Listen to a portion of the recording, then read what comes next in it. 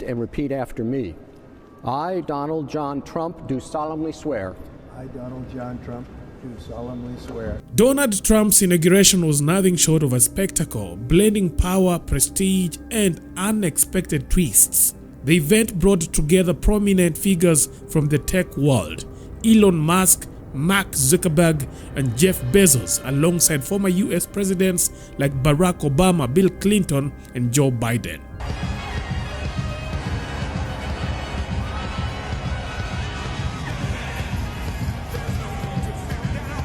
While the grandeur was undeniable, netizens were quick to spot some peculiar happenings that have since dominated online conversations. Here are 3 strange things that marked Trump's inauguration. I grew up in Number 1. A last-minute venue switch. In a highly unanticipated turn of events, the venue for Trump's inauguration was abruptly changed just hours before the ceremony. Originally planned to take place on the Capitol's iconic outdoor grounds in Washington, D.C., the event was suddenly moved inside the Capitol itself. Preparations for the outdoor event had been meticulous. Over 100,000 chairs were set up. Military personnel were stationed and stringent security checks were carried out in the days leading up to the inauguration. Oh, yeah, you But when the change was announced, chaos ensued. Viral videos captured crews hurriedly stacking chairs with captions like, "Imagine setting up 100,000 chairs only to have the event moved indoors." But why the sudden change? Theories abound, but explanation remains speculative. Some cited the biting January cold as a potential reason for moving the event indoors, arguing it would be difficult for attendees to endure the chill. However, many on social media dismissed this notion as implausible. popular man. Self-proclaimed security experts suggested a far grave motive to prevent assassination attempts. It's no secret Trump's presidency has been polarizing, and protests against him were already erupting across the country. After Donald Trump is now considered the president-elect, we have a massive protest in New York City. They are doing chants. Fuck Trump! Fuck Trump! Fuck Trump! Fuck Trump! Fuck Trump! Fuck Trump! Fuck Trump! Fuck Trump! Fuck Trump! Fuck Trump! Fuck Trump! Fuck Trump! Fuck Trump! Fuck Trump! Fuck Trump! His campaign trail had seen its share of threats, including a narrowly avoided assassination attempt. With such a volatile backdrop, security concerns were paramount. And to make the matters worse, several prophets had ominously predicted attempts on Trump's life, further fueling anxiety around the event. And so I have seen two more attacks, two more assassination attempts coming on his life. I saw a blonde woman with a French twist she was really beautiful.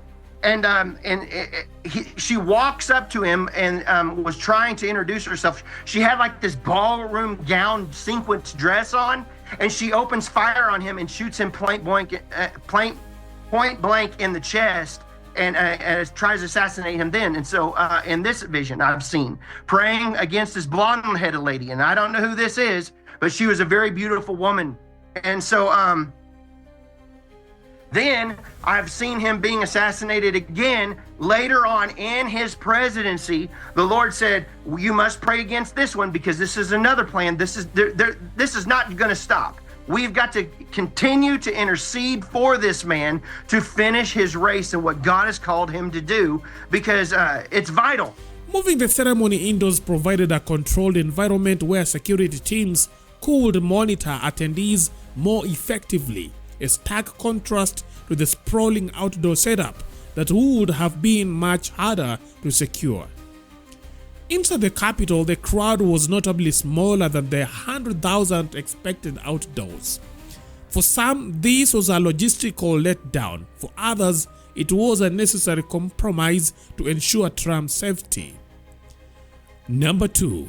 Trump's avoidance to place his hand on the Bible during the oath of office.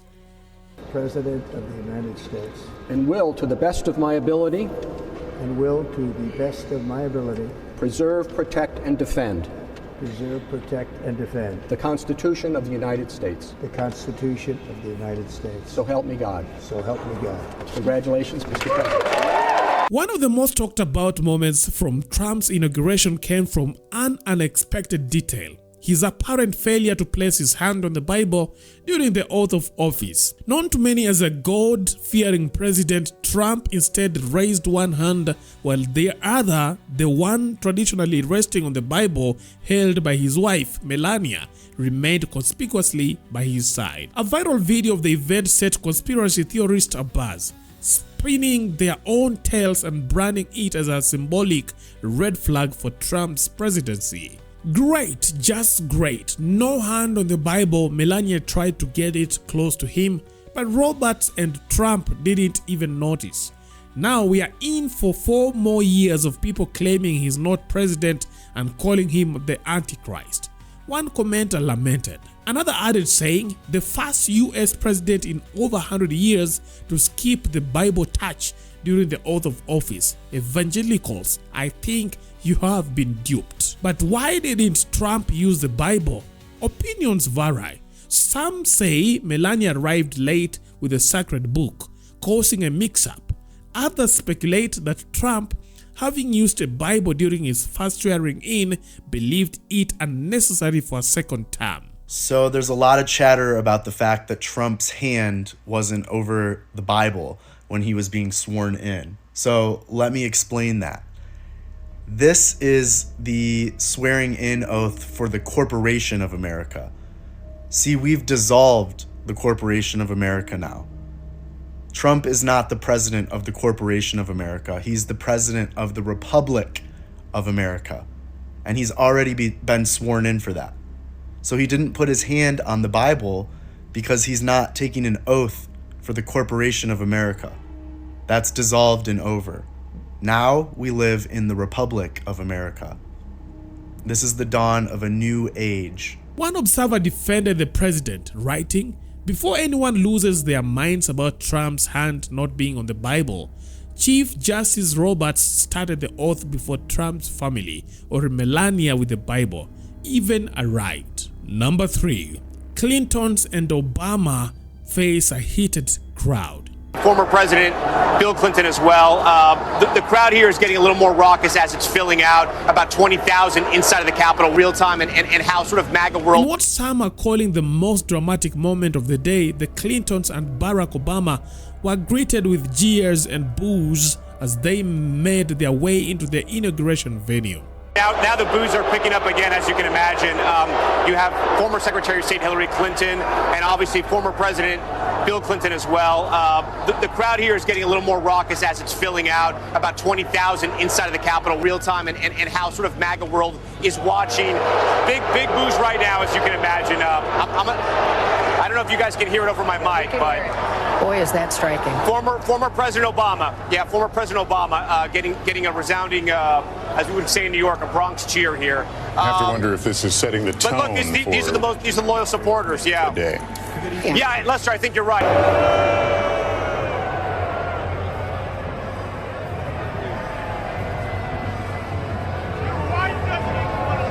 Trump supporters' frustrations weren't limited to Democrats. Mike Pence, Trump's former vice president, was met with cries of traitor.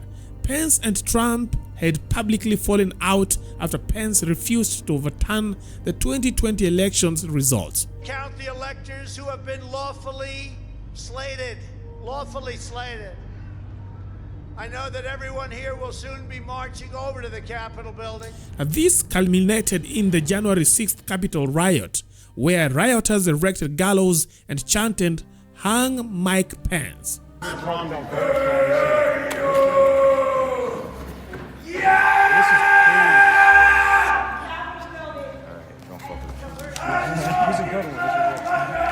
The division within Republicans' ranks was clear, as Pence, who had briefly launched a presidential campaign against Trump, ultimately bowed out before the Iowa caucuses due to lackluster poll numbers.